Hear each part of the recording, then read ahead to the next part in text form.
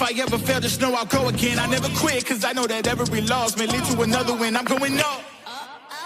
I bet when I land, they gon' tell me it's luck again. See that I'm winning, it's harder to watch. I'm setting the stage, you should give me my props. You ain't got no soul, you lacking the spirit. You talk out your neck, I'ma show you I'm with it. I've been really happy you to sit and watch me win again and win again and win again. I know it's probably getting on me and when I'm synonym. So if I ever win again, it's no I did the minimum. I didn't have to sell my soul. Oh, yeah. Please don't play no games with me. It was never about the fame to me. They needed the best, so they came to me. Whoa, who the best in this thing? Tell them, yeah, that's me.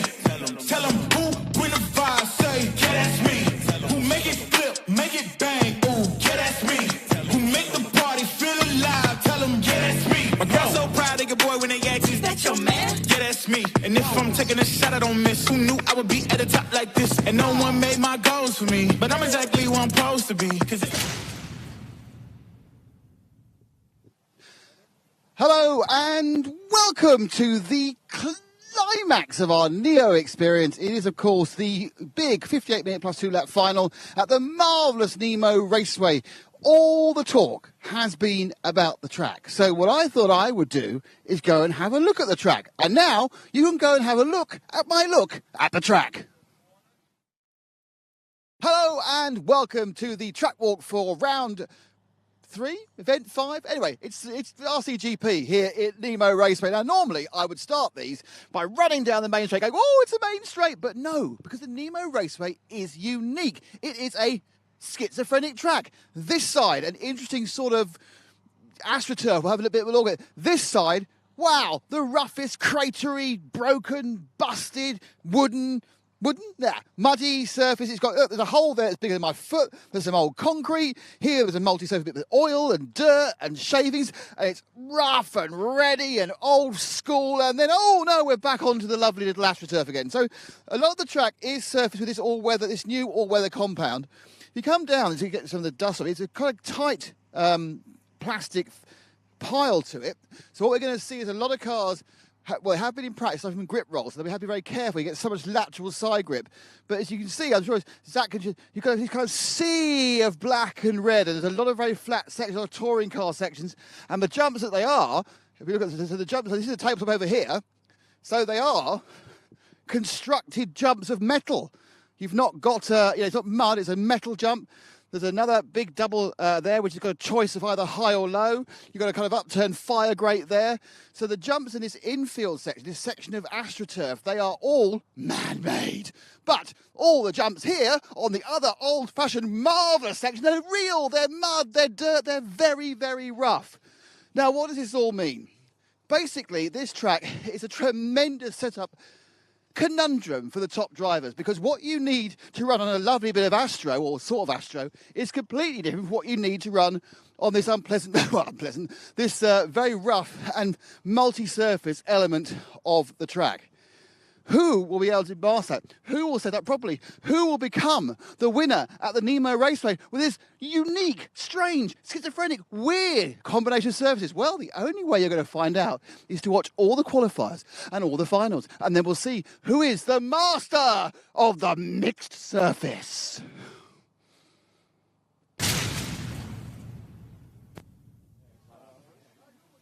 Well, understated as ever, I think, there. And look, we've now joined the great and the good. There we are, down in the pit lane. So that's great. But we're going to talk to mechanics rather than necessarily to just drivers. Mr. Rumble, you are with Brandon's car. It's been a bit of a challenge so far, isn't it, this week? Definitely. I think he's pretty au fait with American tracks, but this is like no other. But he's definitely getting there, and it only matters at the end. So that's the important part. We've trying some things, and here we are. If you look at the front tyre here, Zach, you can see is what they've had to do to try and strip out grip. They've taken off pins from both sides, and then they've glued this side. Now, I know why you've done it, but just tell everyone there why you've needed to do all this work to a front tyre. In fact, basically wearing out perfectly good tyre you've paid for. Yeah, exactly. I mean, if we could get a refund on the pins, I think we would, but sadly not.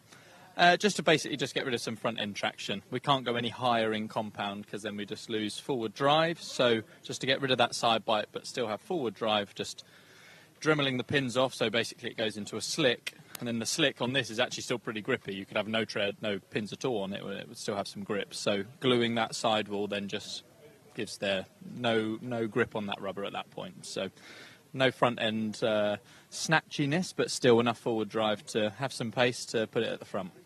Thanks, Mark. So we go another car further forward. This is Lee's very different front end. You see, this is the low end front of the M1. They've taken a bit less off than this one. So a quick word with Brandon. Brandon, so you've decided you want no front grip at all? Yeah, all of it gone. No, just, we do all that stuff to the tires, and it really helps. It makes the car way easier to drive, just way less side bite and stuff like that. So you're not really worried about tyre wear either, because the tyre wears out, great, less grip. Yeah, actually, as it wears down, it usually gets quite a bit better until it's just bone slick. So I'm hoping it does wear quite a bit, because I think it would help me throughout the main.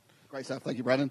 So with Davide, let's see how much Davide's taken off his tyres. Not quite so much. So you're a bit more fond of front end than Davide. Yeah, I had no steering in the last qualifying, so I dreamt not a lot. Yeah.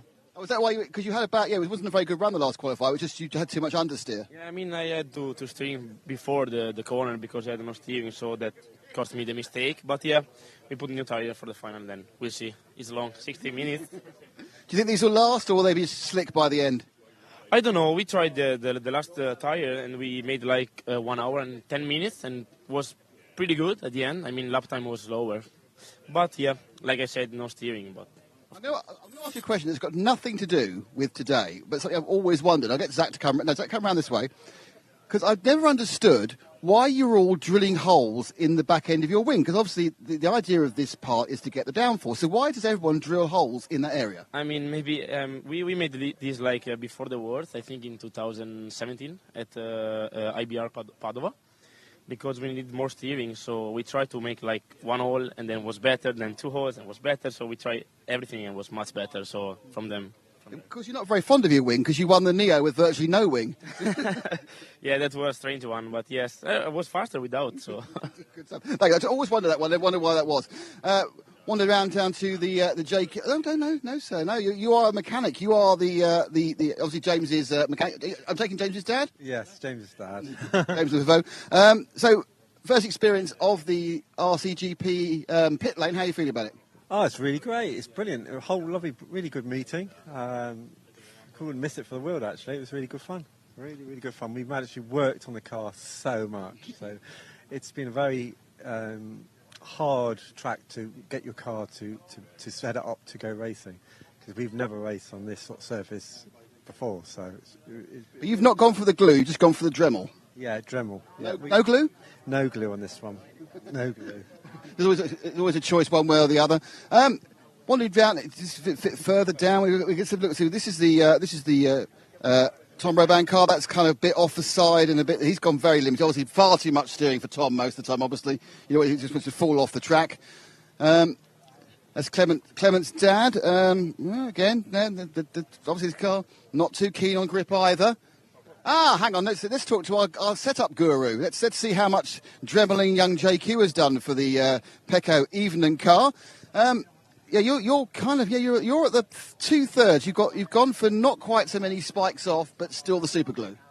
Yes, but we didn't Dremel them; we cut them. So, right, okay. What's the difference? Probably nothing. So let me have a look. So I obviously went to your setup clinic on Friday. So yeah. I'm expecting quite thin bars. Is that right? Yes, 2.2, 2.4. So yeah, and quite stiff.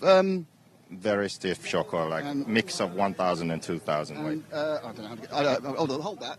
Just to see if I can get the diff to work. Oh, yeah, that's quite gooey. That's less gooey. Oh, you're good at this, aren't you? So what's the oil in the diffs then? It's 100,000 in the front. I think 60. You should know. You're the mechanic. Yeah, but we've been changing them now today, so. Good stuff, thanks. And so finally we'll go to the man who's on pole. Let's see how much tyre he's got on the car. He's got it's quite a lot of glue there. He's wasted a whole packet of glue, I'd say, to be honest. And a little bit less. He said, David. So David, obviously without Adrian or your dad, have you made all your pin removing and glue decisions yourself? Yeah, everything myself this weekend except for refueling the car, I guess. But luckily we have Scott over here helping me out this weekend, so it's good to have him ready for the pit stops. And together with JQ, I think they're gonna make like a teamwork here with Pecco and me in the main. So hopefully we won't be on the same spot on the track all the time. Great stuff. Well, as I look down the pit lane, they're seeing the shade because outside it's getting hot.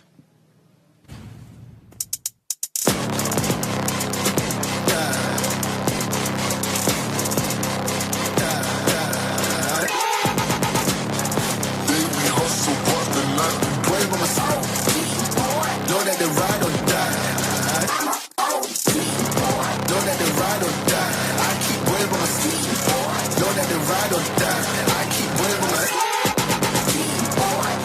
hustle, walk the line, wave on the phone. Know that they ride or die.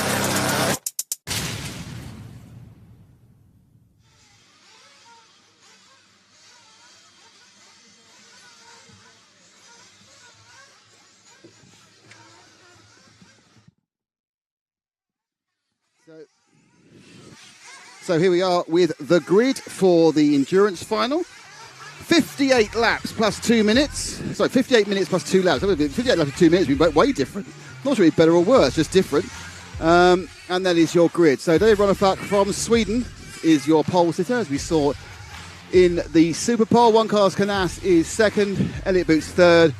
David Ongaro starts fourth. Lee Martin fifth. I think Davide's quite so high up. I haven't seen his grid till now. Lee Martin fifth. Hampus sixth, and it's the Invisible Speed duo of Hampusberg, Alex Anchetin and Pecco even unlucky, faster than that. Then we've got Brandon Rose, Tom Roban, Clement Boulder, and at the back, James Pavot. So we'll do a driver intros when they bring him in.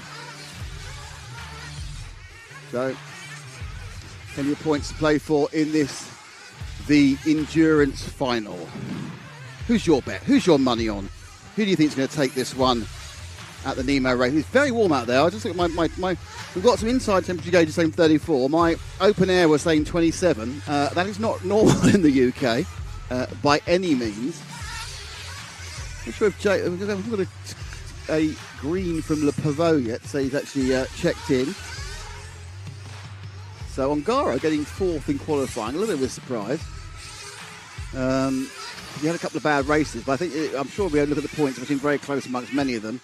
But he is starting up the front, which is the key thing, because you don't want to be starting in the mire in the middle, because it'll be very, very hard to get past traffic. It's a lot of drivers. We look at Ronnefalk now. A lot of drivers will be looking to see if they can make an early break, because as we've seen from Brunson in the RC2 final, if you can get out ahead in clear air, it's absolutely fantastic to get those few laps of limited pressure. You're not fighting against 10,000 other cars, and you can build a lead which can last for a very long time, even with faster cars behind you. Certainly starting out position in 8th is Evening. Evening's been much quicker than 8th throughout the day. He was almost won the first leg and got into an incident with Juan Carlos Canals on the last lap.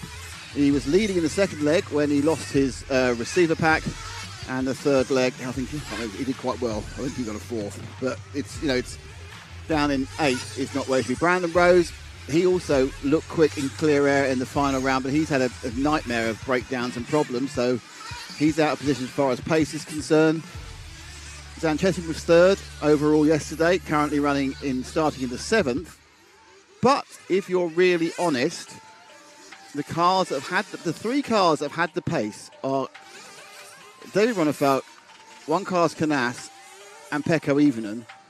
Ongaro looked quick and then it all went away, but we had a chat with him, of course, in the pit lane, and he's saying it's because he'd taken off he'd just gone too little grip at the front, so he's having problems with his steering. He was understeering badly.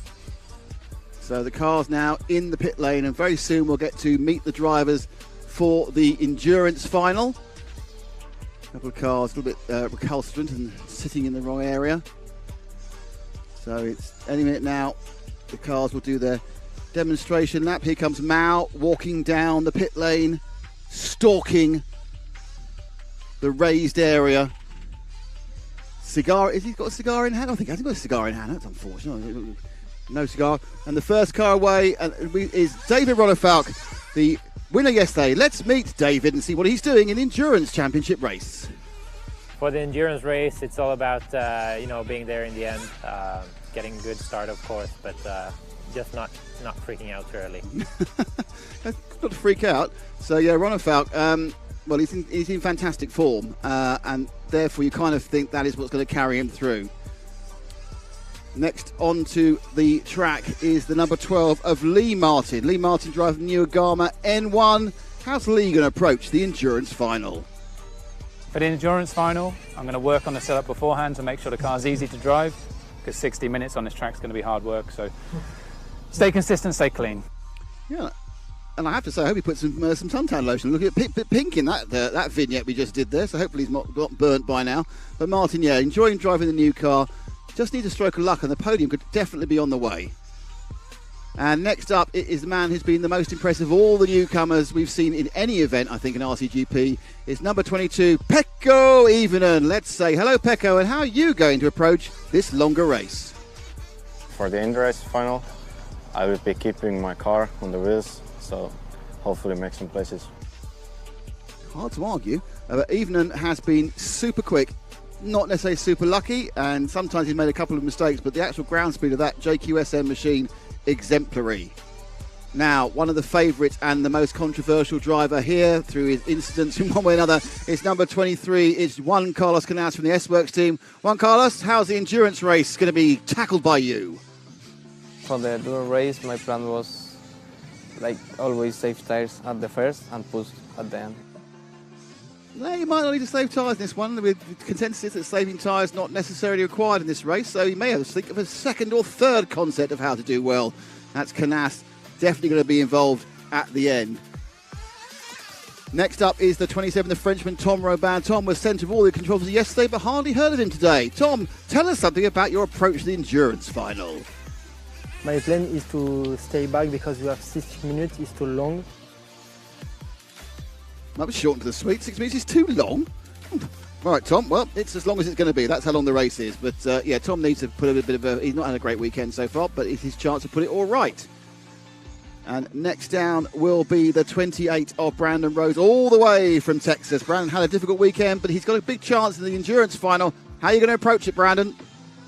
Just keep it clean, keep within the lead pack, don't lose touch with that lead pack, and just make sure you're with them. And in the last 10 or 5 minutes, that's when you really start trying to push, really start trying to make gains up to the top spot. That's quite a detailed plan, actually. Well done. So Brandon with the most detailed plan so far. So from about minute 48, we'll start focusing on Brandon. No, seriously, good chance to do well if you get a little bit of luck.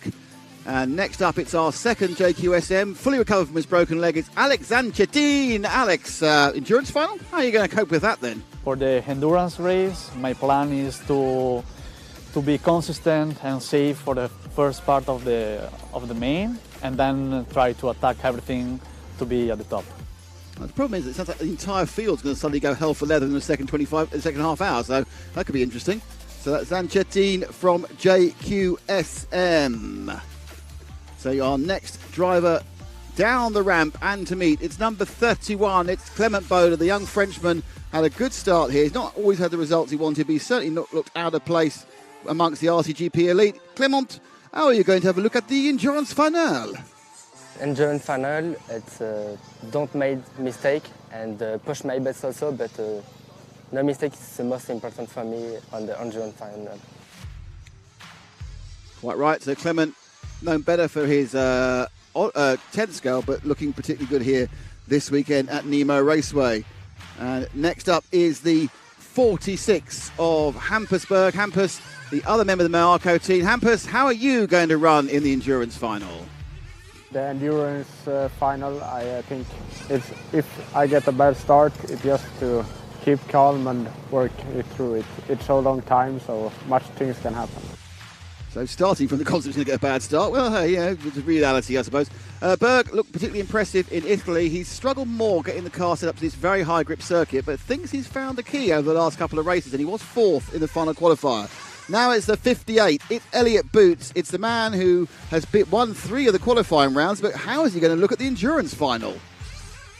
For the endurance final, we're going to have to get off the line pretty good. Try to stay clean, stay out of trouble, and just run consistent laps and make sure everything runs smoothly. Yeah, Elliot was disappointed to drop a place during Super Pole. He qualified up into pole in second and ended up third behind his teammate. But even so, he's looked fast all through the weekend, but it is about being clean at the start. Next up, it's the 77 of James Pavot, the Guernseyman, racing for Team Beach RC. James, the endurance final, your thoughts? In the endurance race, my plan is to try and drop a pit stop on everyone else to gain some time and make it to the end without having any problems. too great tactics, but now you've told him what you're doing. So that's out the window, isn't it? No, James, he's having a great time. He's a really good guy. And him and his father both enjoying the race. And last but not least, it's number 94. It's Davide Ongaro, who you can never count out of anything. Starting fourth, Davide, tell us the wisdom of a world champion for the endurance final. So for the endurance race, of course, it's 60 minutes, so yeah, I wanted to keep it clean and then have a good start and then try to fight with the others and also try to win, for sure. Well, it'll be interesting to see if Davide's change in setup will bring back the pace that was disappearing during the day. And I think our top four are going to provide us with an exemplary race on very tricky conditions where any mistake not only will cost you time, but because you're so many grid positions, it's an absolute nightmare. Right, so this is where they're all going to get quite chuffed because they actually get brought out in a second to the grid, not to the gate. They get to the grid for this one. Everyone's pumping each other up. Justin will call the cars. Just realised that Zach is down for the gate start that isn't going to happen, which is quite amusing. So out they come to the grid.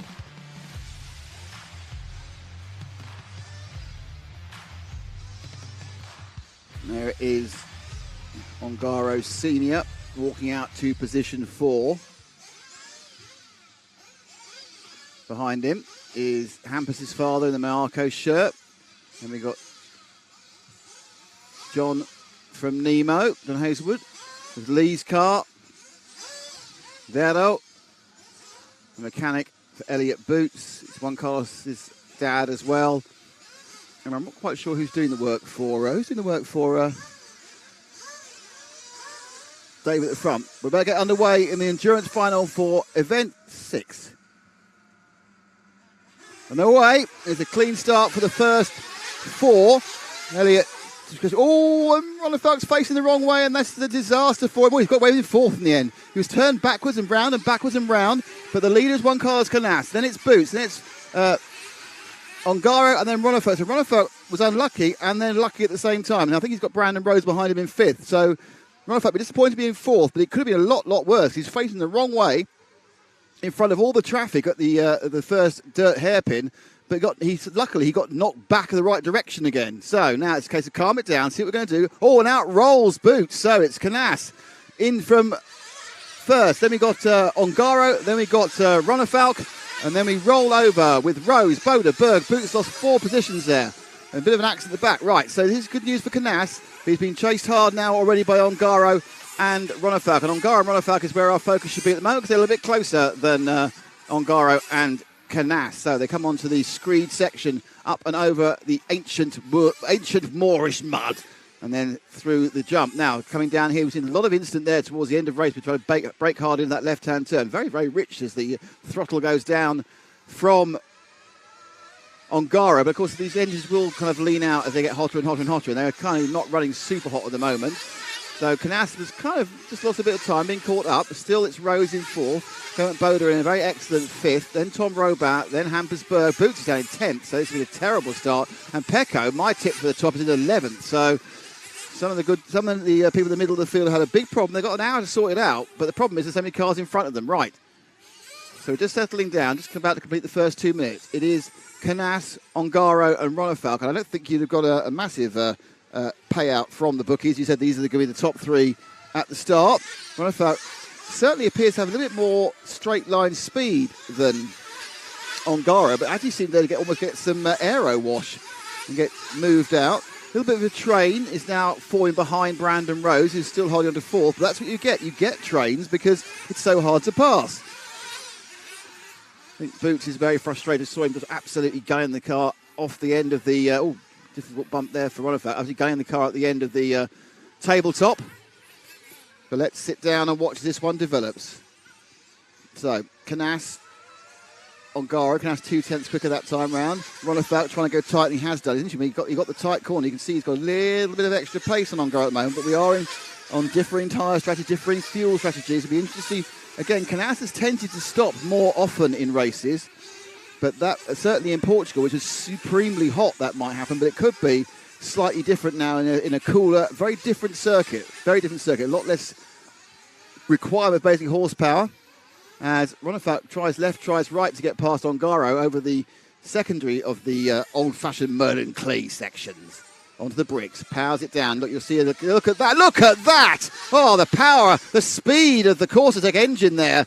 Absolutely gained from nowhere, about a yard or a metre, let's be metric on it, but not enough to get up the inside without the potential of a massive accident for both of them. So discretion again was a better part of valour, but that's something that David knows he's got in his locker.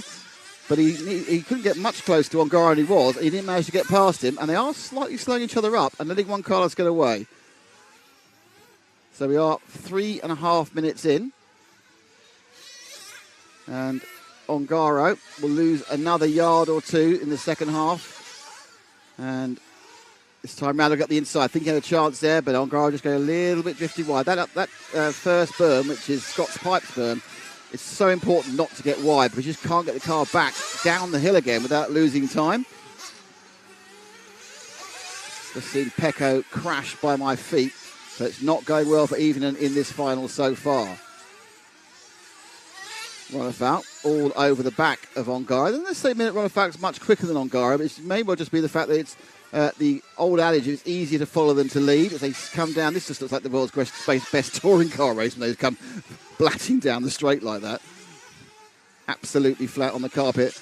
A lot of this track has been taken into control. I personally really like it. It's very different. It's presented a massive challenge to the drivers, some of whom have just not been up to it, or they have been up to it. They've taken a long time to get up to it.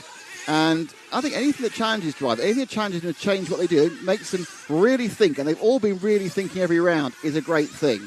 I know the traditional, the modernist want to have 3 dimensions or even 4 dimensions. It's a good chance now, but just almost there for Rudolph. I'm not sure they get it on the secondary part. It's a lead of 2.5 seconds now for Canals. He's making hay while these two fight.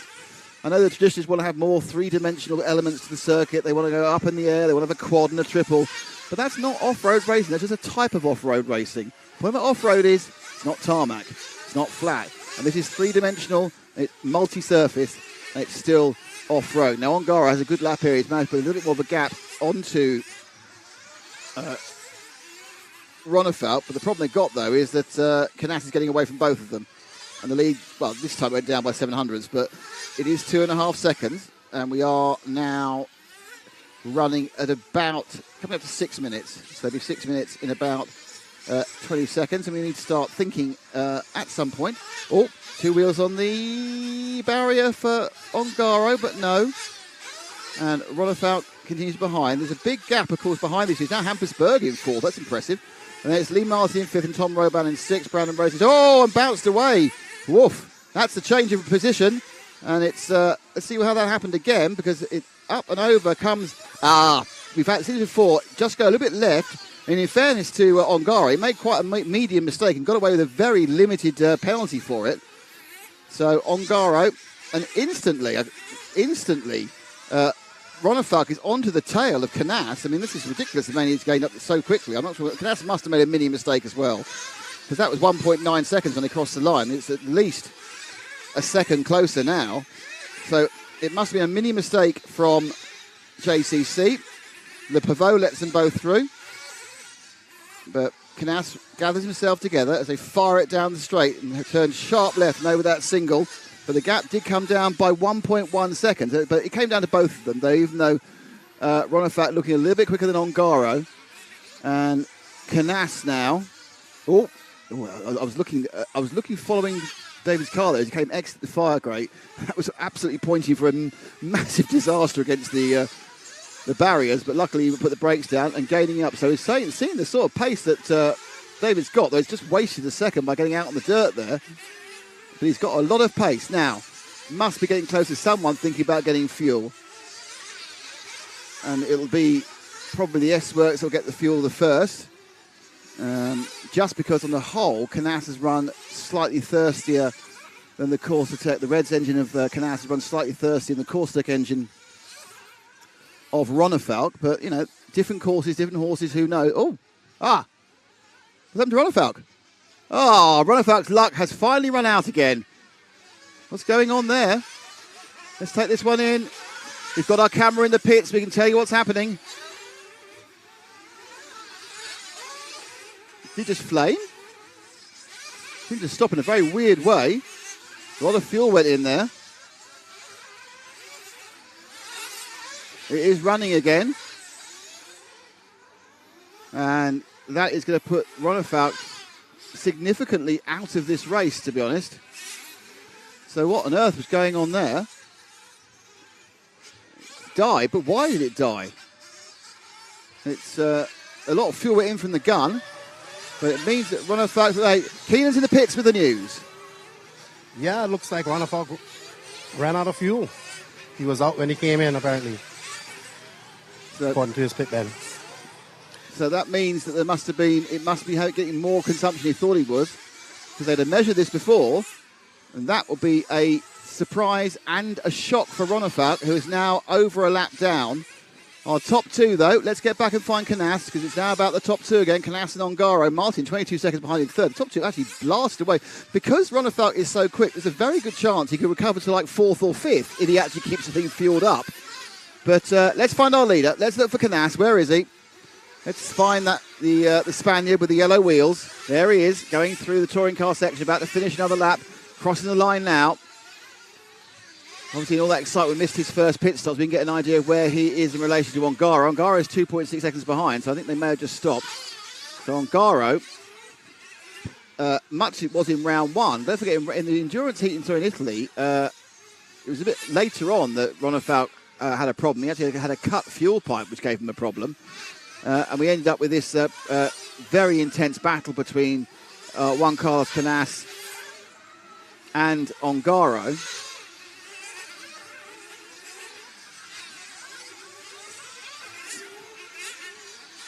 Oh, a bit wide there, but it's fine for Canals. And you see a blue car in the background. That is Ongaro. The gap is it's gone up by half a second. So Canals has come out this second session absolutely fired up. He's had a bit of a let-off because the person who was looking quicker than him has had a problem.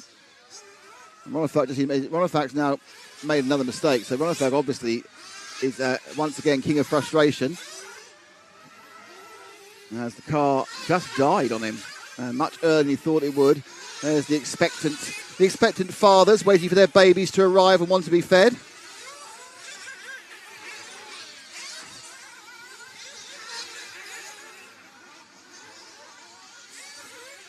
So Canals leads still. It went down again, the lead last time, and Ongaro picked up a couple of tenths. There, you see Ongaro in the back of the shot just about all the time there. Let's switch to Ongaro. Just drop back one. See what he can do. That's not very useful when someone just drops a car in front of you. Not sure who that was. Oh, that may have been Berg who got in front. I'm not quite sure, but that's obviously a problem for Hampus, I think.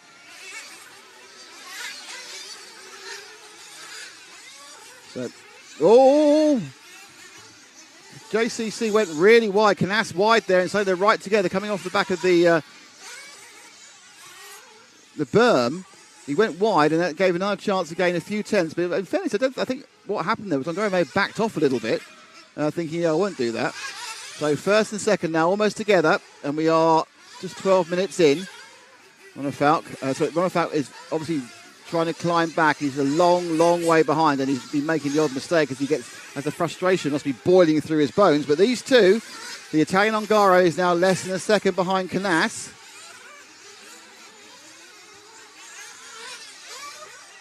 They go over the man-made, well, all tracks are man-made, but that's the metal, and I should say single tabletop.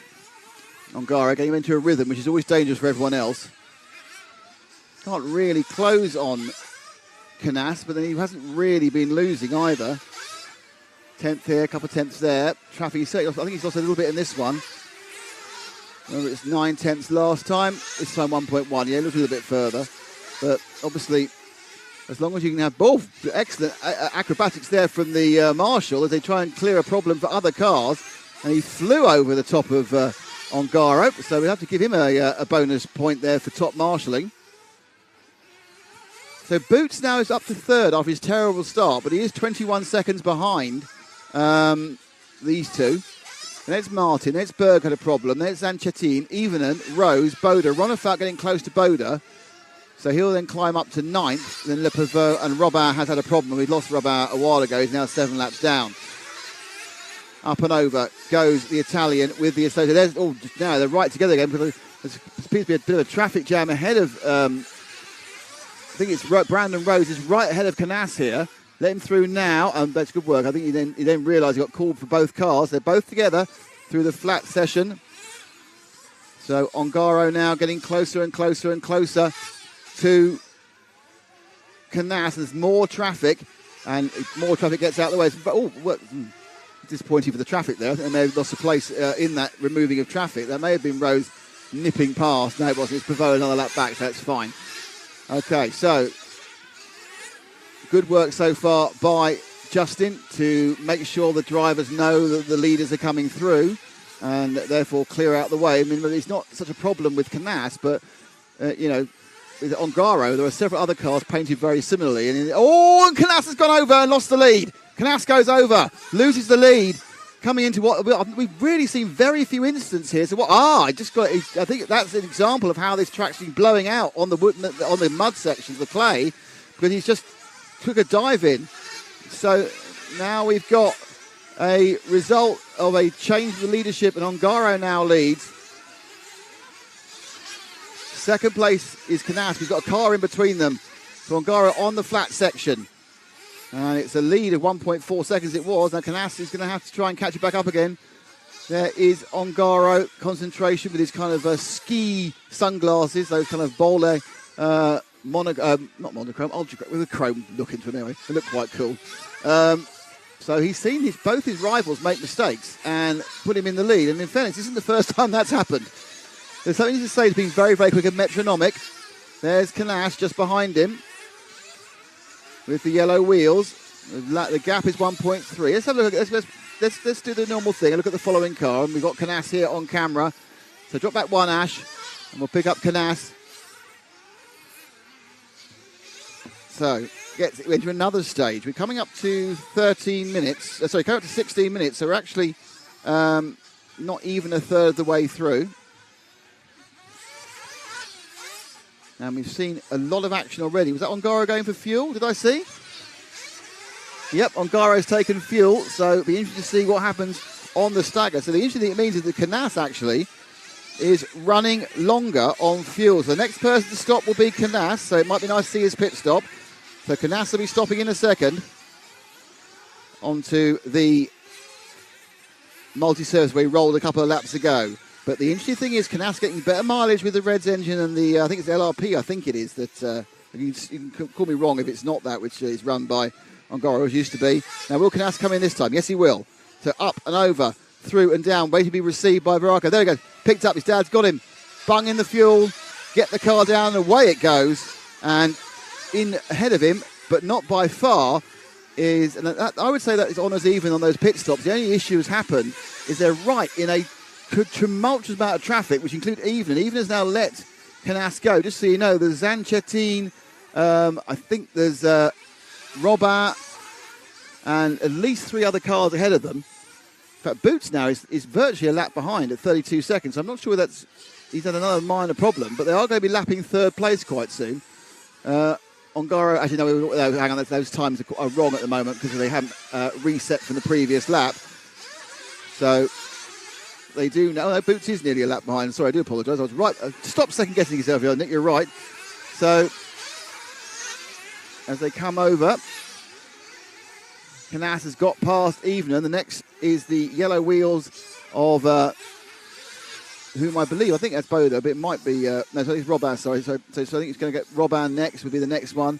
A lot of traffic here. It's interesting how this track has separated the men from the boys, and the spread of these cars. It's not really it's the same sort of spread of talent we've always had, but the spread of the car speed has been much greater. It's a longer lap than Italy as well, remember. And that was indeed Robin who was overtaken just then. Next victim is Alex Zanchettin. I would say, that's worked. Oh, yeah, just about worked okay for Canals, and Canals is a little bit nearer because the next car, that white and blue car, that is, of course, the Ongaro machine. So got a bit closer that time around. The net effect of those massive amount of traffic, as the traffic's clumped together, is that Canals gained a few tenths. So they're now running down off the mud onto the carpet section. That's now got very much a racing line. It's going to have a blue groove, which is what you see in all carpet tracks.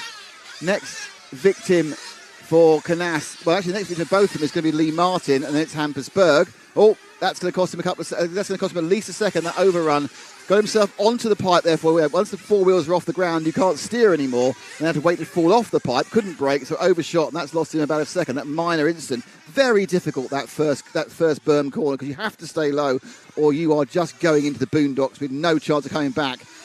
Since Anchetin just rolled and even got past him, so that's a change of position for 6th and 7th.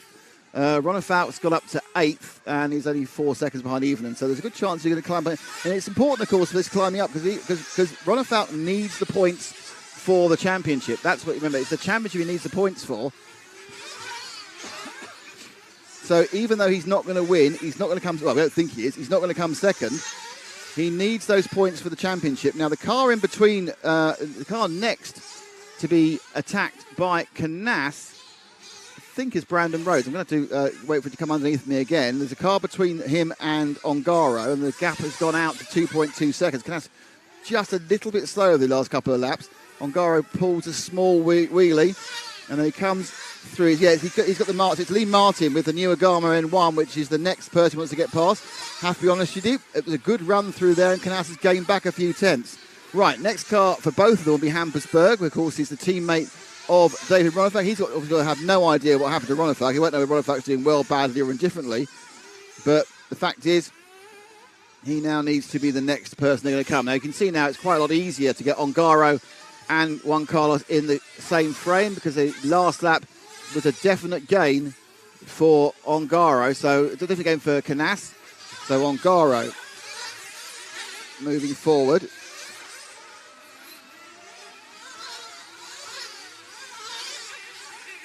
And they're right together again. So what was a 2.2 second gap, and we now are on 20 minutes. So we are sort of over a third of the way here. What was on 20 minutes was a long gap. It's now a short one, and they're right together.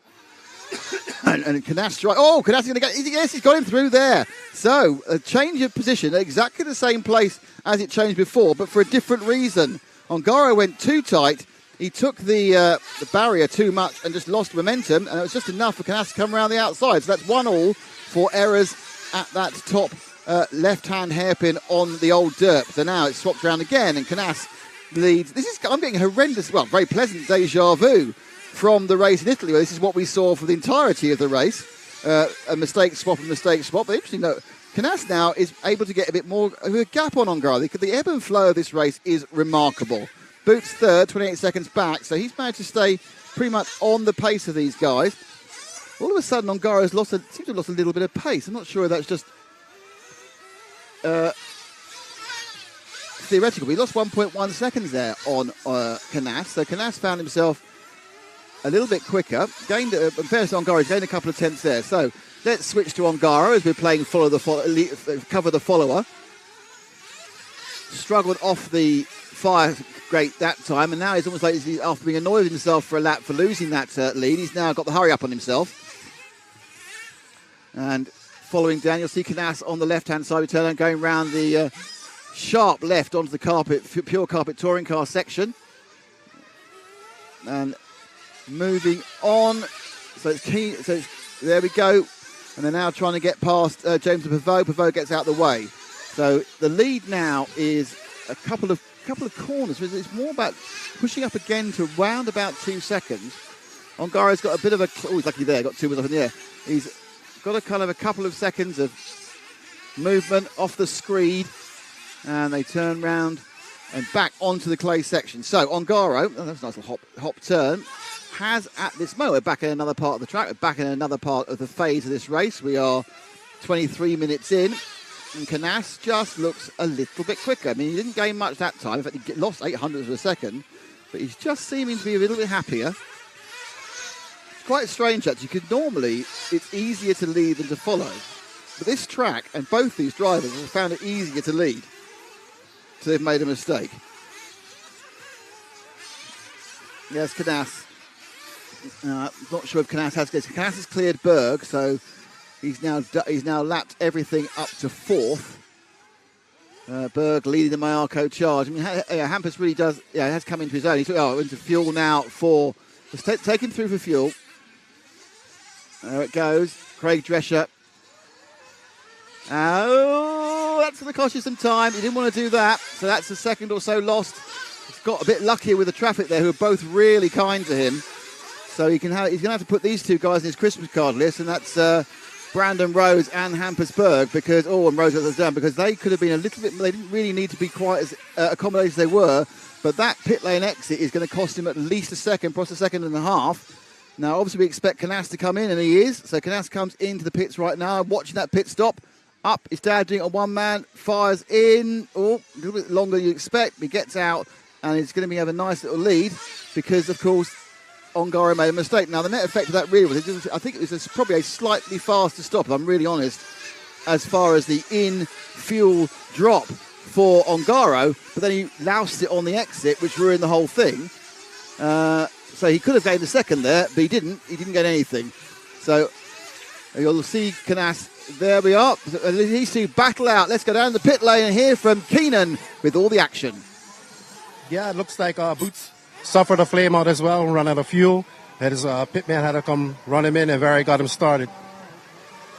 So it's our second leading driver to hit fuel problems. Yeah, Boots has dropped out of third and dropped down to 8th, which means that they've now lapped everyone up to 2. It also means that Rudolph's now in 4th. Now, I'm not sure he's actually in 4th. He's on fuel stack, but he's in 4th and only 1.5 seconds behind his own teammate. So it's looking like if he gets to crawl back, he may well crawl back as far as the podium, which is a pretty impressive comeback, because he might have only made the podium if he'd run the entire race.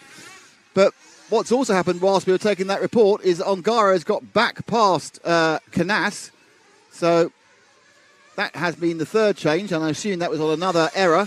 So it's now Ongaro leading Canals as they come into the berm hairpin for the third time. So we lost Boots, but a double whammy for S-Works. At the same time, Canals lost the lead. And suddenly, as soon as Ongaro's in the lead of the other car, which happens to be Canals, he's able to pull a little bit of a gap. So nowhere near halfway yet. And they are, one Carlos. He's off the track. Oh, he's going to have to take an extra shot there. Now that is the biggest accident we've seen. This could be the defining moment of the race. Even with half it to go. Oh, it just took off wrong. Bubble down, then look, it goes roll into the grass. And he had to take probably a 2-stroke drop there to get back out again in golfing terms.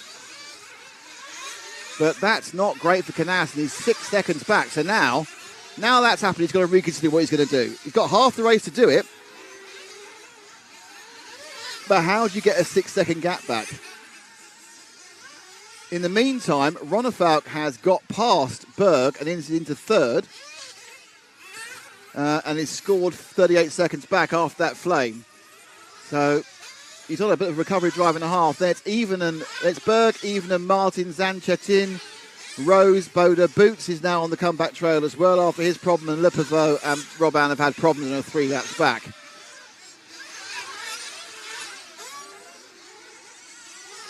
So what are we going to see next? It is Canals, who's got it all to do. He's 5.8 seconds behind.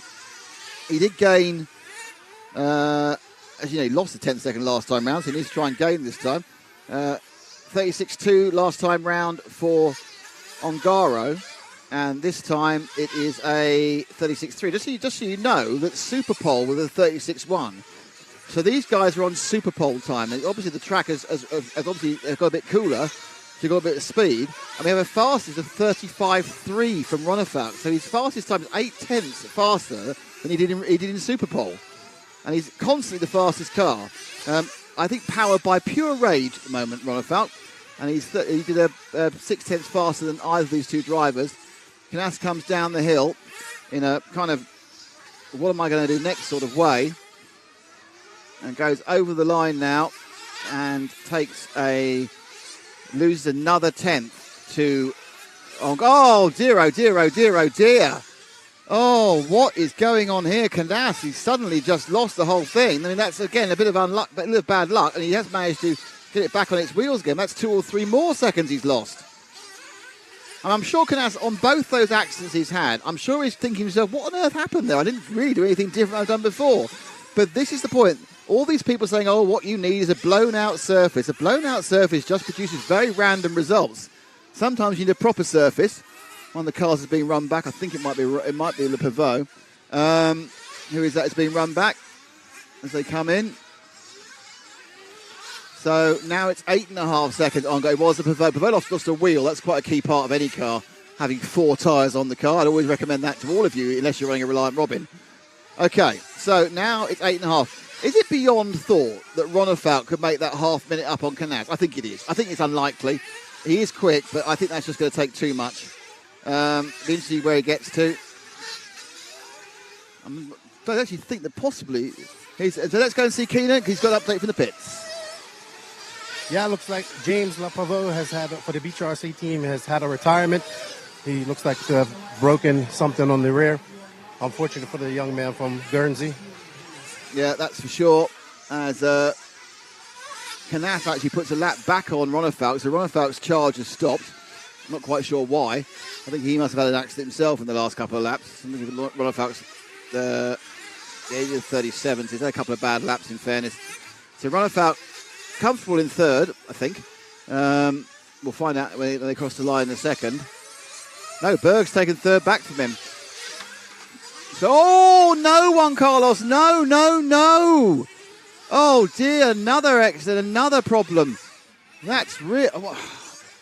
Never seen it before. I've never seen Juan Carlos make so many mistakes. I know these cars are hard, these are hard cars to hold on to on this circuit, but, you know, it's not going to be hard to see why Ongaro is winning this race. Canals really just having problem after problem in his own making. It's lucky he's got a massive cushion, so it doesn't matter too much. But yeah, well, Ronnefalk had a terrible lap himself last time with a 44. Berg's doing 36s now. So let's try and move forward. Oh, no. Over the line.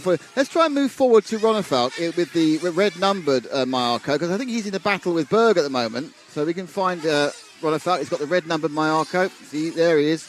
Ash is just about to come onto the dirt section now. He's a second of the white cars. This is the battle for third and fourth between Hampus Berg and David Ronnefalk.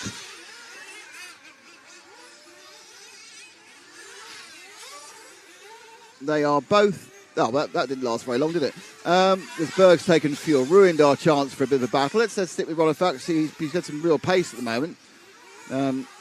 Actually, after that last crash, he got very, very annoyed. He did a 35.2, so he's just done the fastest lap again. I get the impression that it is absolutely S or bust here from Ronnefalk. He's pushing to the nth limit. He doesn't really care. I think he probably thinks he's got third. That's what happens when you push to the nth limit. Things go wrong. I think he probably thinks he's got third.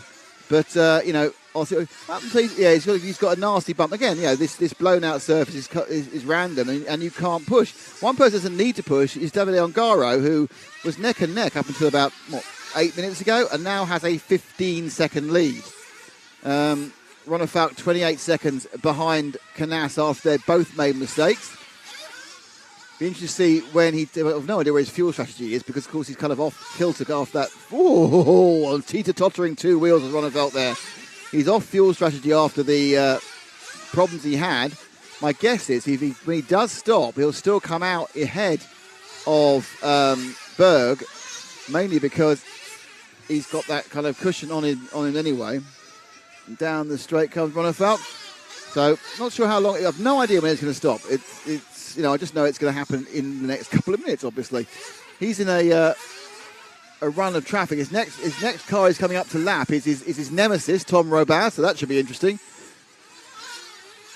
There we go. So moving on onto the multi-service. Got better that time. Yeah, he did a 36.2 last time, even with that reverse turn. So, in pure pace, there's no doubting this is the fastest car. Unfortunately, they've made a bit of a mistake on fueling. 35.6. Gained a lot on Canals again there, and I'm not sure I think Canals must have fueled last lap. So, because that came down, the gaps come down to 16 seconds. I'm pretty sure that's Canals fueling to lose that much time. So, Ronnefalk now, absolutely throwing it down. So, if you want to see a car being given a complete maximum attack on a very tricky circuit, look at this. I bet if we went and looked at Ongaro, we'd see a car being driven with absolute smooth precision. 3/4 second a lap slower than it needs to be, but drifting towards what looks like another, though many a slip, many a problem, another endurance final win. But that's Ronnefalk around again with a 35.9.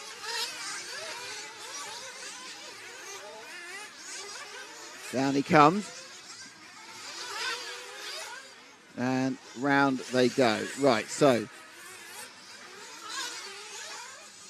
Driving hard. Oh, now the problem he's got now is he's trying to go fast, but he's also trying to get past all the traffic in the world. Now, who is he behind at the moment? So he comes onto the straight.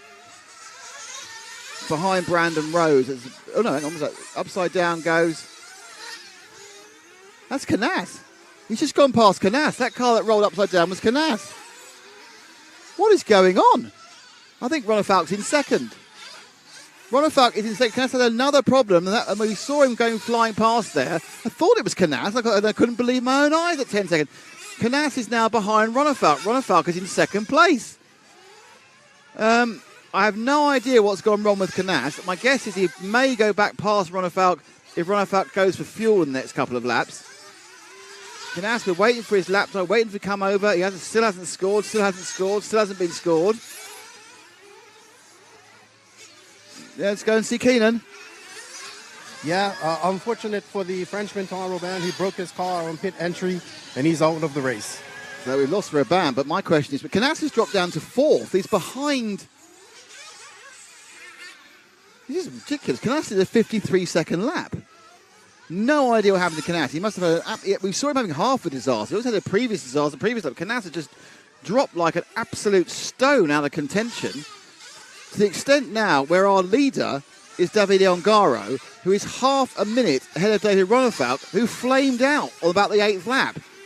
This man was a lap down. He's still quite a long way behind Ongaro. He's in second. Never seen anything like this, and I have no idea what has caused the self-destruct of Juan Carlos Canals. He must have a car problem. Need to see what he's going to do on this lap. Last one was a 53. That includes 18 seconds of issues. What has gone wrong with Canals? What's happened to the car? What's happened to him? And he's overdue again as the fuel goes in for the Mayarko. So that will put him back out. Good stop there for... And Canals, I think, is missing. I think Canals is out of the race. Can we get up to Canals' pit lane? I'm sure Canals is out of the race. So Canals has dropped out. I can see some work there with his dad and the car. Yep, we've lost Juan Carlos. He's out of the race. Let's find out how that happened.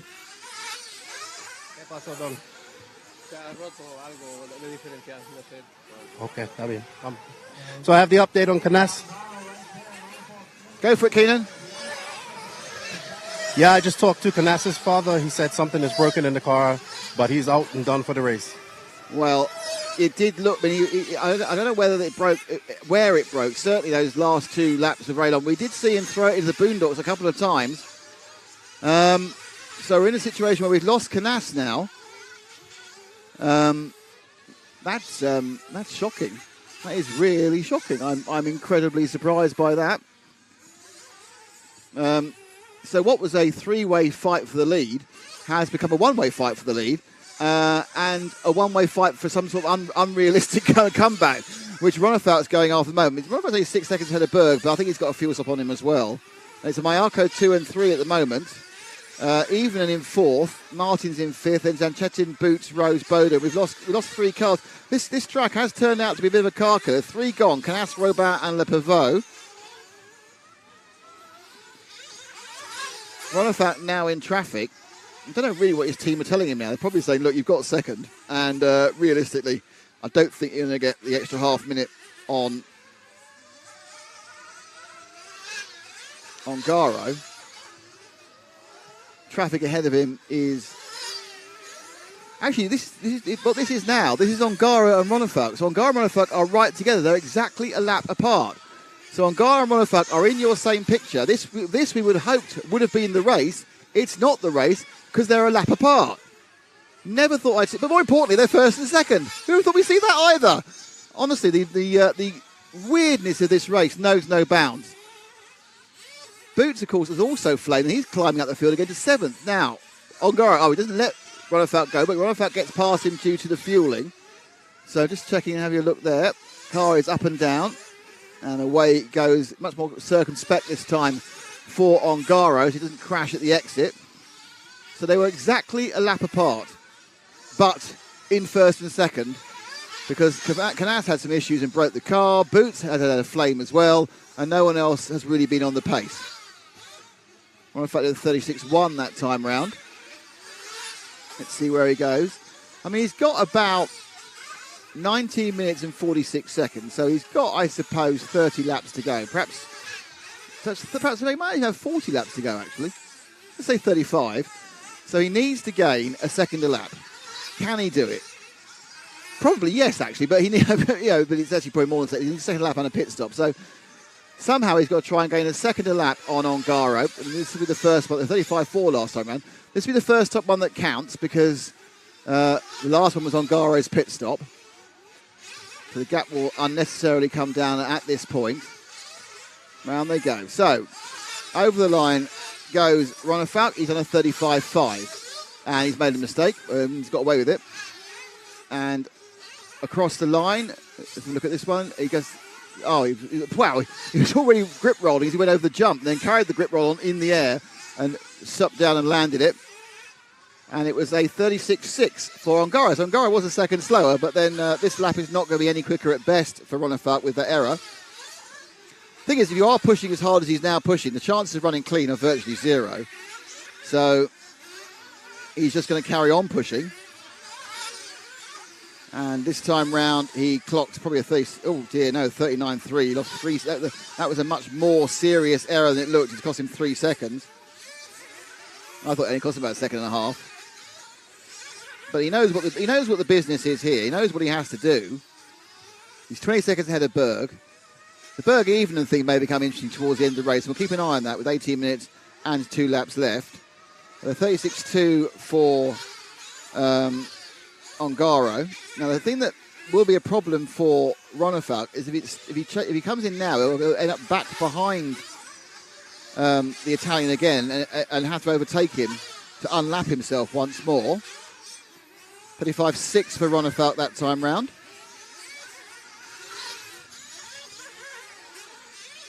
36.4 for Ongaro, so 0.8 came back. The problem is you make a 3-second error, it takes 4 laps to get it back, and that's 4 less laps you have to actually race. So sometimes you say, I don't want to see people doing endurance, I don't want to see people holding back. Well, you're not seeing anyone holding back now because you're seeing Rudolph absolutely going for it. 0 to lose because he's so far ahead of his teammate Berg in third. All the other faster cars have also hit problems. So you can just put it down. And that was a 36.3. We saw that minor error coming off the muddy section. And it's a 36 flat for Ongaro. So Ongaro's having none of this. He's not going to do the romantic thing and let us see a comeback, at least get really close towards the end. 2 more little clips. We got a free pass there from Tom Robat as Robat spun off. Slightly unsighted by the marshal, I think, there. So Rudolph continues his run of push. Oh, got away with that one. Don't think he even lost much time. He almost got bounced back onto the line. And he did a 36 flat. So let's see what happens when Rudolph crosses the line. He's on a 36.1. So the gap's still 29 seconds. He's not really gained.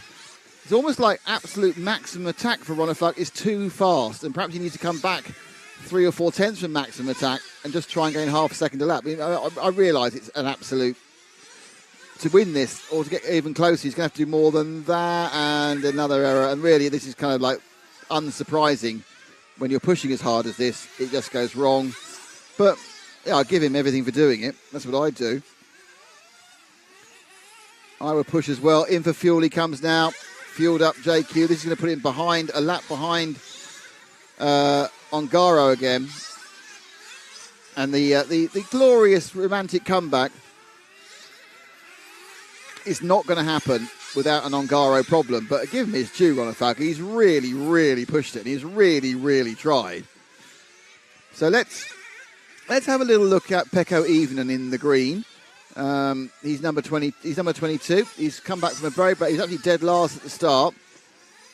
He's just, I think, going about to. Yeah, he's turning.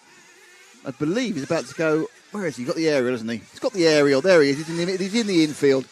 So Evening, yes, it's not worked out in the final. It may work out to a 4th or a 5th. I think he's. It says 9 seconds. But I think they were a stagger of fuel stocks with Berg.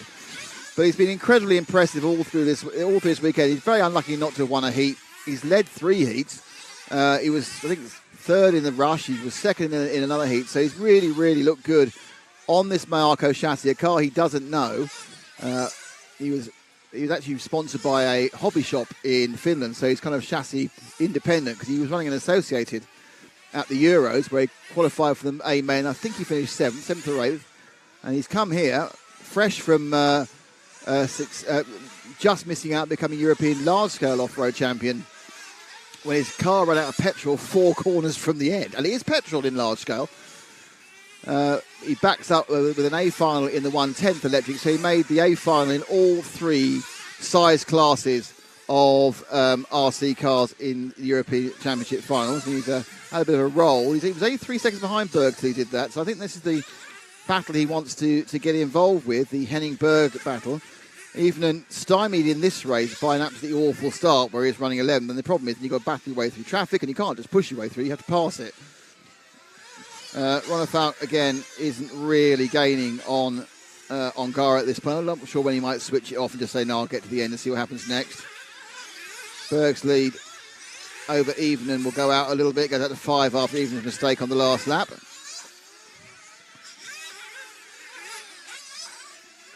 Track blowing out more and more every single lap on those old berm sections. Obviously, the track is staying almost completely consistent on the carpet section. I mean, the temperature changes have changed the grip. So there has been an element where they've been just micro-tuning it, but they've all been trying just to get the thing tuned into the track generally and not worrying about the micro-tuning for the tyre temperatures. So Pecco looking strong, looking consistent, but he's not really had the luck. Well, I say that, the luck, he's going to currently on for a top 5, 25 seconds ahead of Lee Martin with a new Agama. Let's try and go one car further forward. We'll just go the jump now, I think. We're just trying to pick up Berg and the other white car. Is that him? I think that's not him, is it? That's not him, is it? Oh, it might be. It's the white. It's the what we need is the Mayako, the pure white machine. I think that may be one of the many associated. My screen's a little bit colour blinding me at the moment, but Hampersberg. Let's see if we come down the straight now. Is this Hampers as he comes down the straight? It isn't. It's 31. So where is Hampers gone? Oh, Hampers has gone for. Has he gone for fuel? Yes, he has. Hampers has just taken fuel. That's why I couldn't see him. He was in the pit lane. There he is. Hampers now left and right, and will be up and over the jump. So down he goes, and now into the first of the 2 carpet sections of this track before we go. So Hampers put in some good performances. Really in the heats, but he's showing some great skill to actually get the car up and 3rd overall. And I think he'll be chuffed to bits if he finishes there. Definitely, incredibly improved over his previous performances. He was, of course, in the European Championship for RC2 in the first season of RCGP. Look, it was very, very good in Italy. He actually qualified for the Superpole in the Italian race as the 3rd overall qualifier. Perhaps I think Hampers still not as strong in 2 elements, one of which is adjusting his driving style to cars that aren't quite to his liking, which is why it's taking him until today to get up to speed. And the second thing, I'm not quite sure, and this is no criticism because he hasn't got the experience of how good he is in wheel-to-wheel combat, but for driving around quickly and balanced and safely and cleverly, I give him maximum marks. So Ongara's been in for fuel, which means temporarily Rolofax not a lap behind. This is your 3rd place man, Hampersberg. So it's Italy, Sweden. It's associated Mayako. Evenen is a long way back. He's 6 seconds back from Berg. So, we've been singing the praise of Evenen. Well, we need to sing the praise of Berg as well. Both young men from the Scandinavian area, Sweden and Finland. Berg, pretty much, though, a 1/8 Nitro IC special. And you didn't want to do that, Hampus. Whilst it hasn't cost you a position, it's cost you 2 bits of traffic going past you. It's so easy to do. It's just slight misjudging, and you go over the pipe, and suddenly you're spinning because you're under power at that point. So I think Berg's already been let through by those 2 bits of traffic. So that's irritating for them because they don't have to let him through. Not a massive gain, in fairness, on that after that mistake by Evenen. So I'm getting the impression Evenen may just be losing a little bit of pace in the car.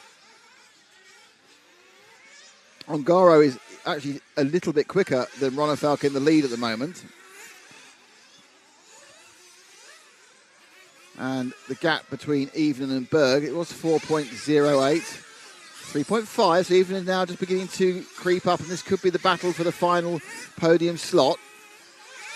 It's a reasonable gap, but with 10 minutes to go, who knows where it will go from there. Zanchetin into 7th, Boulder in 8th.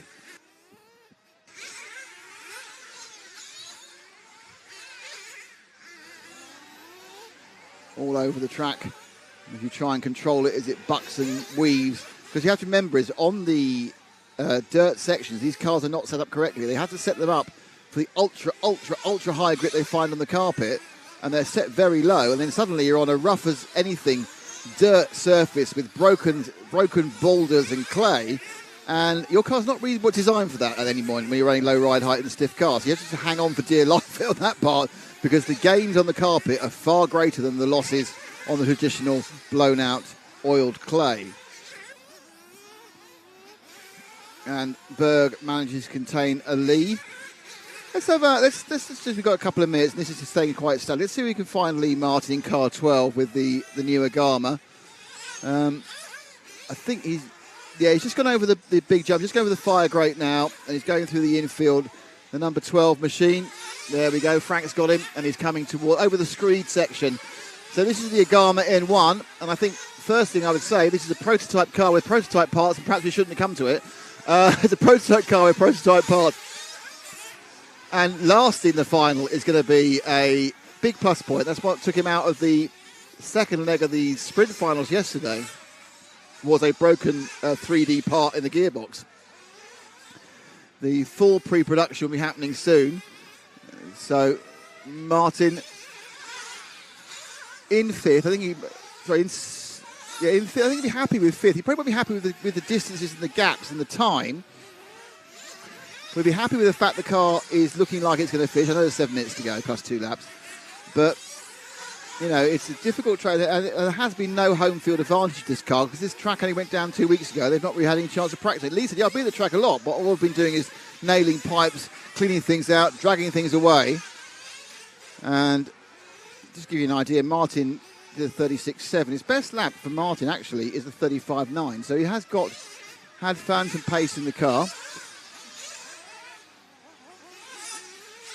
So Martin carrying on going.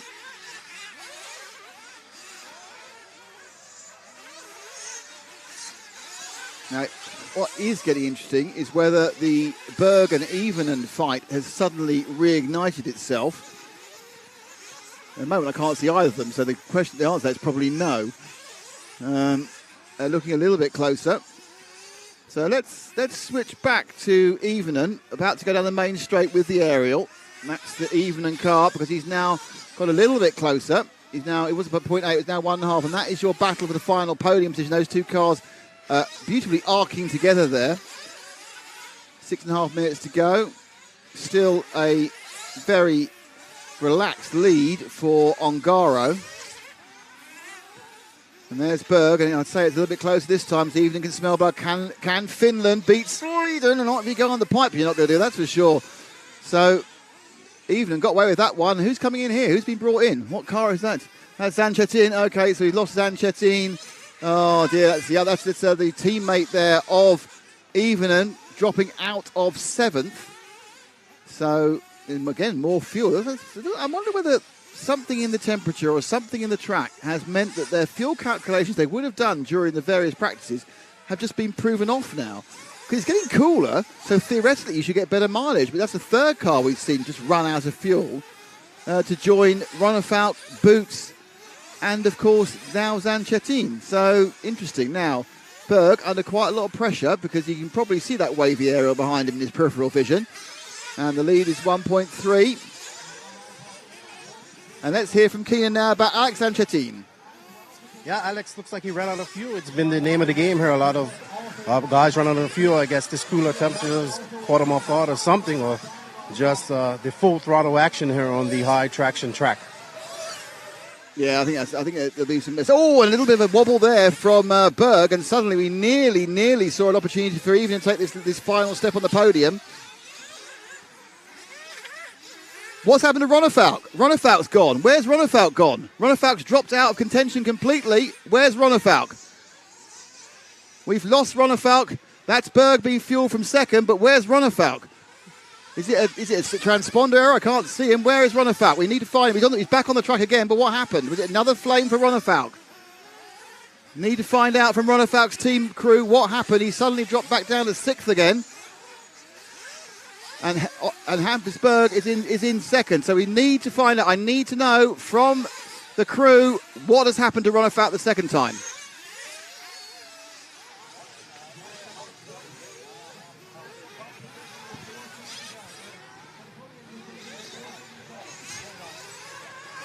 So the report from Ronnefalk's pit is he had a screw come out of one of his rear hubs, unfortunately. So a technical failure to go with his fuel failure, screw out of the rear hub. Well, he's not had any luck at all, is he, really? But now it looks like Hampusberg is running second. He's only a second ahead of Evenens. This is the second and third place battle. The two young Scandinavians, I think they're both 18. They might be both 19, or one 18, one 19. They've probably got a combined age of 37 anyway.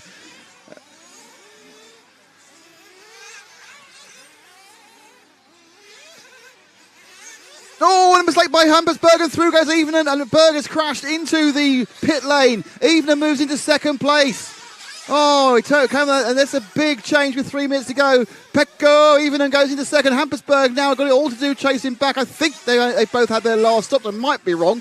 There might need to be some fuel. Ongara is going to win this race by whatever a country mile is in Italian. I suppose a country multi-kilometre. As everyone else has fallen by the wayside, apart from the two youngsters. Pekko Evenen looking for second, Hampusberg looking for third. In fourth place, that youngster Lee Martin, and Elliot Boots back from a flame in fifth. But Pekko in second, 3 minutes to go and 2 laps. The lead being 3 seconds. So Berg, who looks so solid, made one mistake there. And it all changed again. Ongaro, just a 36.9. I'm sure he's absolutely dialed it back to nothing now, because he has a lead of about, I think, 60 seconds, probably a minute in the lead at this point. And he's won this race by carrying on going. Carrying on going fast, but carrying on going. And if you can keep your head while all the mounts are losing their fuel and their screws of their suspension, and something crashing and going wrong, then you will win. So Ronnefalk has dropped to 6th, so Ronnefalk still actually does have, despite 2 breakdowns, still does have a reasonable amount of points from the championship. Whatever happens, he wasn't going to go finish lower than 9th, because the last 3 aren't running, which is Robin, Canals and Le Pavot. So just to remind you, Ongaro leads by a minute from Evenen. Evenen is just 2.2 seconds ahead of Berg. Then it's 26 seconds back to Martin, 14 more seconds back to Boots, a lap more to Ronnefalk. Boda is a lap further back from that. And Zanchetin 13 seconds further behind that. A bit of bad luck. Bit of bad luck in many ways for Hampus then. I was looking at the corner. A car got marshalled in between them. So if you look behind Evenen now towards Hampus, there's a car between them. I'm just going to guess it's Brandon Rose. It may well not be, but it is one of the red and white cars. Might even be Lee, but let's find out. Oh, two wheels for Hampus there. I'll watch they come down. Who is that car in between them? Pekka goes round. Yeah, it's Brandon Rose in between them. Oh, he's rolled out the way, which is convenient, but actually, oddly, lost a bit of time there.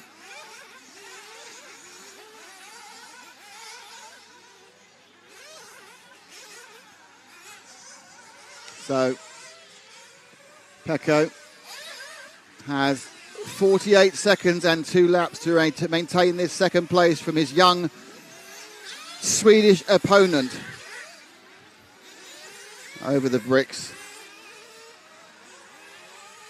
And dive again. So Pekko now. In many ways, I think these two guys, I know we've had our favourites or our well-known drivers crash. I certainly don't begrudge in any way these guys getting on the podium, because they've both been brilliant over the last 2 events. Pekka particularly on his first Rcgp event. Hampus has done what you need to do. When everyone else is crashing, just keep going. He's not necessarily lost his second position yet, third position. He may still get second position. You see in the top right-hand corner, there's a man in absolute harmony with his car, and that's Davide Ongaro. We are down now to time expired, but there will be this and 2 more because Ongaro went past the line prior to 2 expiring. So, kind of need to keep an eye on this because it's getting closer again between Berg. And we are going to start with 2 to go. So there's 2 to go. Now we need to. I said we need to follow that. That's given us a bit of a luck. But I was going to say that we need to stay really close on this one. But because I was worried this was going to change position and we wouldn't be able to look and see what was happening with Davide Ongaro. But let's go and pick. Let's see if we can pick Davide up now for his last lap or so. There's one to go when he crosses the line. I'm not quite sure where Ongaro is at the moment. He's most of the way around the lap. He may be going into the. He's going into the touring car section now. Let's switch to Ongaro. Thanks, Frank. So this is Ongaro about to start his last lap. And it's been a fantastic, fantastic performance. The only person in the top drivers who actually managed to run clean for the 58 minutes and 2 laps. Just superb. Really tight battle with Rudolph. Then a really tight battle with Canals. But both of them had problems. Both of them made mistakes. And the net result is that your world champion, your reigning Rcgp champion, has made a mistake on the last lap. Rcgp is going to win the endurance final and thoroughly well deserved, and a massive fillip for him going into the World Championship in 3 or 4 weeks' time. It's Davide Ongaro. He's winning the endurance final. He deserves it. A superb performance by the Scampi. Look at the excitement of Mao's flag waving. Brilliant stuff. So let's wait and see who comes down the rest of the field. It's going to be a second place for Martin has finished in 4th. Let's see, I'll just look out the window to see where we can see. Evenen finished in 2nd. Evenen finishes in 2nd. And in 3rd place, so let's see, we talked about top 3 running down the hill in a very Kate Bush style. But that's a great win for Ongaro. Great win for Ongaro. So it's Ongaro who wins this race. Pecco Evenen is 2nd. Hampersberg is in 3rd. Lee Martin is in 4th. Elliot Boots is in 5th. David Ronafalk is in 6th despite everything that happened. Clement Boulder is 7th. Alex Anchetin is 8th. Brandon Rose 9th. Tom Roban 10th. Juan Carlos Canals is 11th. And James Pavot is in 12th. And there was basically 3 cars that didn't make it and very few cars. The cars that ran clean are in the first 4 positions, and that's how it should be. Brilliant performance by Ongaro. Love seeing Ivan getting on the podium. Love seeing Berg getting on the podium. Martin, he ran clean. And then you've got Boots, had a flame. Ronafalk broke down and a flame. Clement Boulder had a number of problems. Anthony had a flame. Rose, I think, also broke down and had a flame at one point. The others didn't finish. And now I think we get a chance to go and see with... and let's go and talk to Keenan with our winner. Let's have a chat with our top 3 with Keenan K. White down in the pit lane. What a great victory for the Italian and the reigning Rcgp champion and world champion. Congratulations, Davide. Tell us a little bit about your race. I mean, it was super difficult because 1 hour here is like driving 110 for 1 hour. But then I saw David at the flame out, and then Elliot, and then Juan Carlos. We fight some like 20 minutes with Juan Carlos, and I tried to don't make mistake. He was faster than me maybe. But then something happened to him, so yeah, that race. So, what changes did you make for your car coming into this long 60-minute final? I mean, we made a change this morning because this morning the track was like, with more grip. So we tried to make the car like easy to drive, but today for the qualifying was really hot, so I had no steering in the qualifying, so I just go back with the yesterday's setup. Okay, so tell us what your plans are going on in the next couple of weeks. You have the Worlds coming up. This is to give you the most needed some confidence going into the Worlds. Finally, yeah. I mean, this was a really good training for the World. I mean, 1 hour here is really hard. And yeah, looking forward for the World. I mean, now stay positive. Well, congratulations and great win. Thank you. Thank you very much. Pecco. Here we are. Come over here, Pecco. I know you're tired. So we're here with the ringer, Pecco. Bad start, good finish. Yeah, I was dead last on the first lap, so it was good recovery, super good. It was awesome. How do you change your attitude and your mind and focus to come back from such a bad start? I just keep it clean. That was the key point. couple mistakes, but otherwise the race was so good for me. Also, do you think JQ is going to be happy with you? Yeah, he was happy, super happy. Well, congratulations on the second place and good job. Thank you. We have one more. Hampus. Hampus? Well done, Hampus. You beat your master, but very good job, very good run. You did it when it counted. And congratulations on your third place. Yeah, thank you. A few mistakes too much. I had like the second place in the ball, but I made a mistake in the middle, and it's so far to the marshal to run, so I lost a lot of time there. And I had a nice margin there to Pecco, but yeah, then the last 5 laps I closed in, then I hit the pipe and was on the roof. Then I finished third, so I'm happy with that. Yeah, a good run for you. I think your best finisher in RCGP. Gives you a boost of confidence going into the Worlds. You did have to beat your master, I would say, not your master, but your mentor. A little bit of bittersweet for you, but how do you feel about that? Yeah, I mean, David. I know David had a speed, so a bit unfortunate for him. He deserved that win today, I think. But yeah, I'm happy that it went good for me. I had a good weekend in Rcgp as well, but the server that broke, so I couldn't finish the race when I was 4th there. So yeah. Well, good job, and enjoy the celebration. All right, thank you all for tuning into the pit lane, and we're going to throw you back to Nick.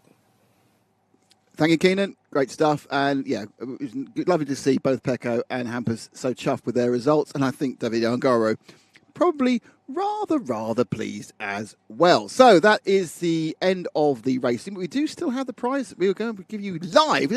Don't think you don't get your value here on RCGP. We're going to have a live move to the presentations. But first, let's look at the points. Well, Rudolph is on 98 points and Ongaro 91. So a big gain in points for Ongaro, but still hasn't managed to tip past Rudolph. And in fact, the only problem is, despite Rudolph winning the sprint, the rush, and yesterday, the net effect was that problem that he had right at the end, that the rear hub, has meant he's lost points during this particular event. So it's 98 to 91 Ongaro. Boots up to third with 24. Canals, absolute disaster for his championship, falling out. You know, he could well easily have had 75 or 80 points if he hadn't had that problem in that race. He's now level with Hampus, who's had a great 22-point haul, a great 23-point haul for Lee Martin. The Yagama team absolutely on fire with a new car. Born Horse isn't here. Sanchitin 22 more points, and Pecco even 31 points from 31. So he is the third highest scorer at this entire event over the weekend here at Nemo, and 12 points for Tom Robat to add to the 15 he got in Italy.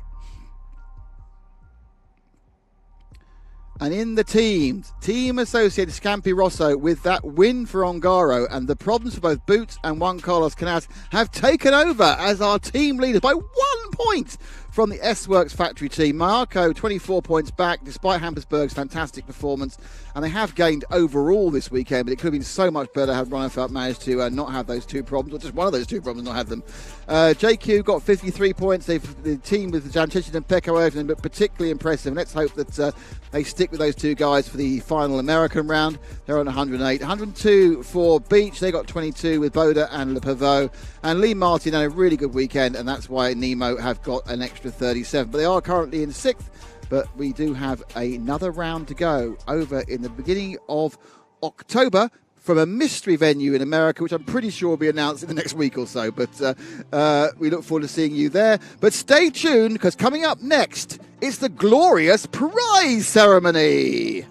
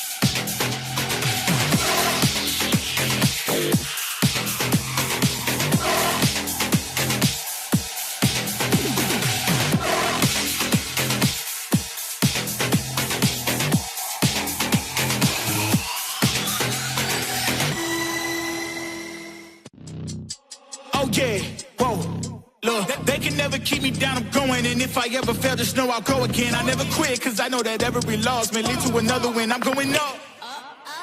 I bet when I land, they gon' tell me it's luck again. See that I'm winning, it's harder to watch. I'm setting the stage, you should give me my props. You ain't got no soul, you lacking the spirit. You talk out your neck, I'ma show you I'm with it. I would really hate for you to sit and watch me win again and win again and win again. I know it's probably getting on me and when I'm synonym. So if I ever win again, it's no I did the minimum. I didn't have to sell my soul. Oh, yeah. Please don't play no games with me. It was never about the fame to me. They needed the best, so they came to me. Whoa, who the best in this thing? Tell them, yeah, that's me. Tell them who bring the vibe, say, yeah, that's me. Make it flip, make it bang, ooh, yeah, that's me. Who make the party feel alive, tell them, yeah, that's me. My girl's so proud of your boy when they ask, is that your man? Yeah, that's me. And if I'm taking a shot, I don't miss. Who knew I would be at the top like this? And no one made my goals for me. But I'm exactly where I'm supposed to be. Cause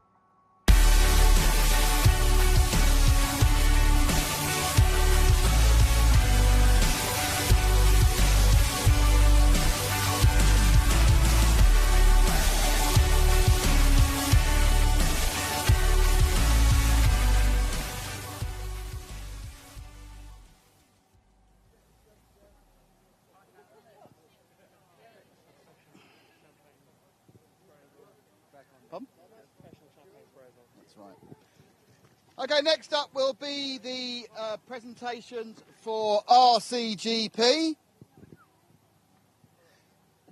Can I ask all the RCP drivers? Can I ask all the Rcgp drivers to actually be upstanding for this? Because we're going to have a group photo at the end. So we'll start with the top three. We'll have a photo of all of you here afterwards.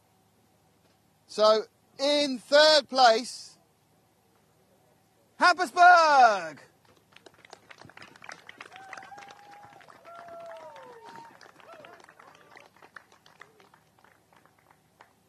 All right.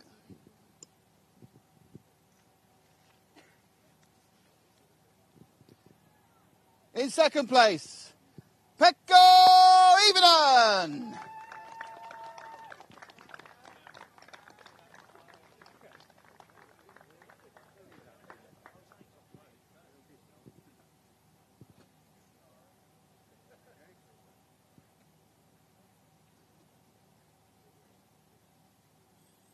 And your TQ is David Rudolph.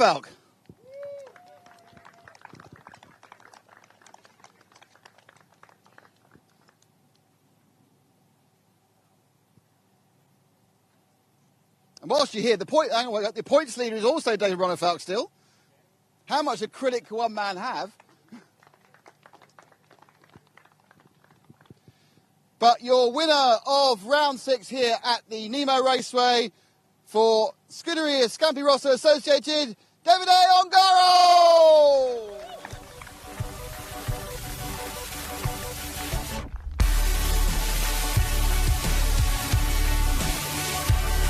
Okay, before we do the campaign, give all the Rcgp drivers please for a group photograph, please.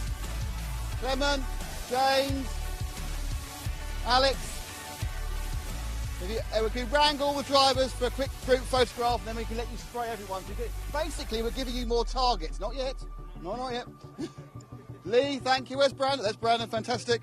Just go in for a group photograph, please. Let's go. No. No. Do you think that's a common problem he has?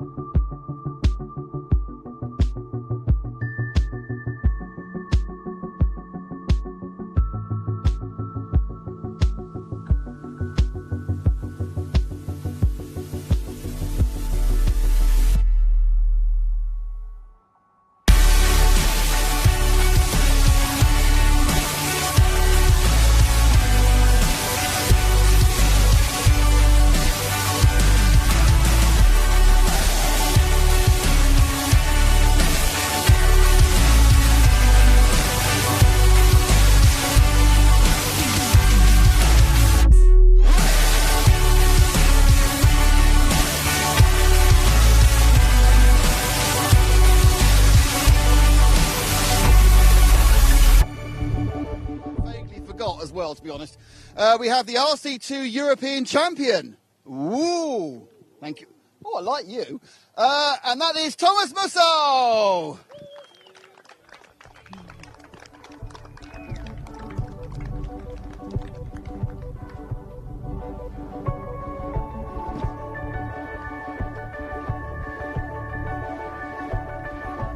Tell he's French, more champagne.